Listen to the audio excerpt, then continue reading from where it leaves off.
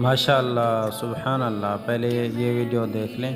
سونے اور چاندی سے لدا ہوا 2 کروڑ ریال سے زائد مالیت کا کعبہ شریف کا غلاف جہاں پر تیار ہوتا ہے، اس فیکٹری کے وزٹ میں ہمیں نظر آیا سفید ریشم کا دھاگا جو کہ کنورٹ ہو کے اس کو رنگ کر کے کالے رنگ میں تبدیل کیا جاتا ہے۔ اس کے بعد اسی کالے رنگ کے دھاگے کو گوٹوں پہ چڑھایا جاتا ہے، گوٹوں پہ چڑھ کے پھر وہ سارے گوٹے جو دھاگے کے رولز ہوتے ہیں وہ ایک مشین میں لگائے جاتے ہیں جو کہ 1000 سے اوپر دھاگے الگ ماشاء الگ کر کے اللہ آگے جا رہے ہوتے ہیں اور ایک سادہ ماشاء کپڑے اللہ میں تبدیل ماشاء ہو رہا اللہ۔ ہوتا ہے۔ اس کے بعد آپ دیکھتے ہیں ایک سفید کپڑا بھی تیار کیا جاتا ہے جو کہ کاٹن کا ہوتا ہے اور وہ اس کالے کپڑے کے نیچے لگتا ہے۔ پھر ایک مشین سامنے آپ کو نظر آتی ہے جس مشین کے ذریعے کعبہ شریف کے اوپر اللہ اکبر لا الہ الا اللہ محمد رسول اللہ لکھا گیا ہوتا ہے جو کالے ویڈیو ہی کپڑے پسند کے آئے اوپر تو لکھا جاتا ہے، اور لائک الگ سے کریں۔ ایک سیکشن ہے جس میں پرنٹنگ کی جاتی ہے کعبہ شریف کے اوپر جو آیات لکھی ہوتی ہیں۔ وہ پرنٹنگ کرنے کے بعد پھر الگ سے ایک سیکشن ہے جس میں اصل کڑھائی سونے اور چاندی سے کی جاتی ہے۔ اس میں صرف کعبہ شریف کے دروازے کا جو غلاف ہے اس کے بھی 5 حصے ہوتے ہیں اور مختلف جو غلاف ہیں سب ٹکڑوں میں بنائے جاتے ہیں، اور ہم نے بھی وہاں پر الحمدللہ ایک ٹانکا لگایا کعبہ شریف کے غلاف۔ آیات لکھنے کے لیے جو دھاگا استعمال کیا جاتا ہے وہ دھاگا ہوتا ہے چاندی کا، کچھ حصہ دھاگے کا صرف چاندی کا استعمال کیا جاتا ہے اور کسی کے اوپر سونے کا پانی چڑھایا جاتا ہے، اور سب سے پہلے نیچے وہ نقش ہوتا ہے، نقش کے اوپر پھر ایک پیلے رنگ کا سادہ دھاگا سیا جاتا ہے، اس کے اوپر پھر دوبارہ سے سونے والا جو دھاگا ہے اس کی سلائی کی جاتی ہے، اور مین جو اوپر آیات لکھی ہوتی ہے اس کے نیچے چھوٹے چھوٹے یوں مثلث طرح کے یا حیو یا قیوم اور مزید اللہ تعالیٰ کے نام لکھے ہوتے ہیں، اس کو قندیل کہتے ہیں، یہ بھی کعبہ شریف کے اوپر جڑا جاتا ہے، اور یہ اسپیشل ایک پاؤچ بنایا جاتا ہے جس کے اندر کعبہ شریف کی چابی رکھی جاتی ہے، اور یہ ایک الگ ہی نشان کعبہ شریف کے رکن یمانی کے اوپر لگایا جاتا ہے تاکہ سارے کونوں میں سے رکن یمانی آپ کو الگ سے دکھ جائے۔